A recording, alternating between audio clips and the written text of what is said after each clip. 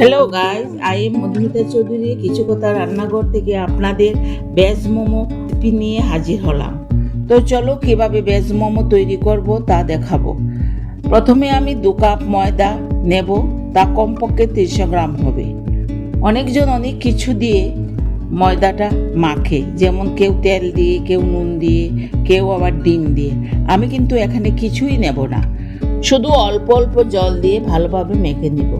খুব সহজভাবে আমি তৈরি করে দেখাবো, যাতে আপনারাও ইজিভাবে মোমো ঘরে তৈরি করতে পারেন। প্রথমে আমি মোমো স্টাফিং তৈরি করব। তার জন্য লাগবে আমার বাঁধাকপি। আমি প্রথমে বাঁধাকপি কেটে ধুয়ে রেখেছি। তারপর নেব আমি 1 বাটি কেটে রাখা গাজর ও অল্প নুন। তারপর ভালোভাবে সবজিগুলো মিক্স করে নেব। তারপর 10 মিনিট ঢাকা দিয়ে রেখে দেব, কারণ লবণ দেওয়ার কারণে সবজিগুলো থেকে জল বেরোবে। আমি মোমো চাটনি তৈরি করে নেব। আমি 2টি লাল সাইজের টমেটো, 4-5টি শুকনো লঙ্কা নিয়ে ভালোভাবে গ্রাইন্ডারে পেস্ট করে নেব। এখন একটি কড়াই বসিয়ে তাতে সামান্য তেল দিয়ে 1 চামচ পেঁয়াজ, 1 চামচ আদা, 1 চামচ রসুন দিয়ে ভালোভাবে লাল হওয়া পর্যন্ত ভেজে নেব। তারপর ওই করে রাখা গ্রাইন্ডারের পেস্টটা দিয়ে ভালোভাবে নাড়িয়ে ঢাকা দিয়ে রেখে দেব, যতক্ষণ পর্যন্ত তেল না ছাড়ে। গ্যাসের আঁচ মিডিয়াম করে রাখতে হবে।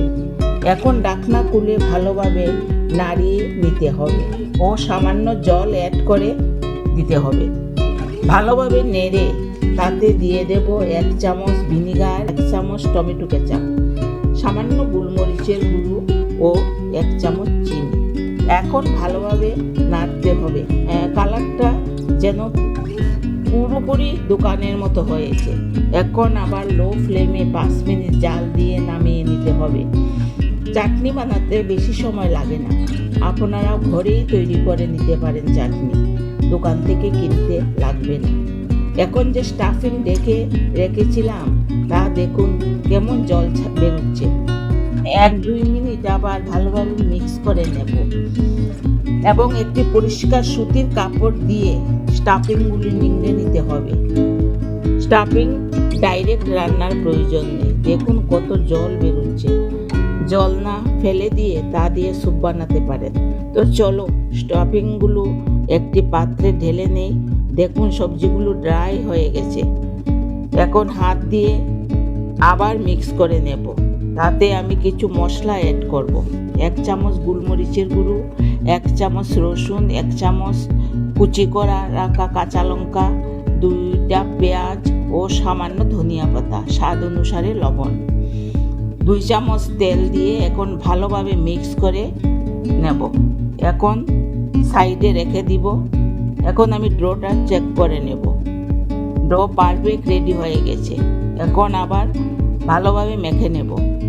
এখন ছোট ছোট লেচি কেটে শুকনা ময়দা দিয়ে এক একটা করে বেলে নেব।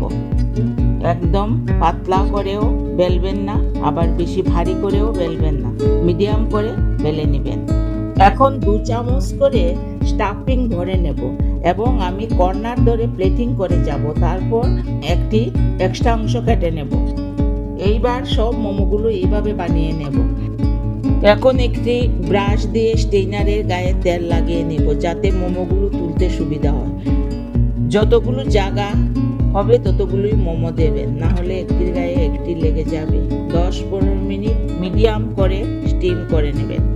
এখন স্টিম বন্ধ করে মোমোগুলো তুলে নেব। মোমোগুলিকে আমি সুন্দর করে সাজিয়ে দিব উপরে ধনিয়া পাতা দিয়ে।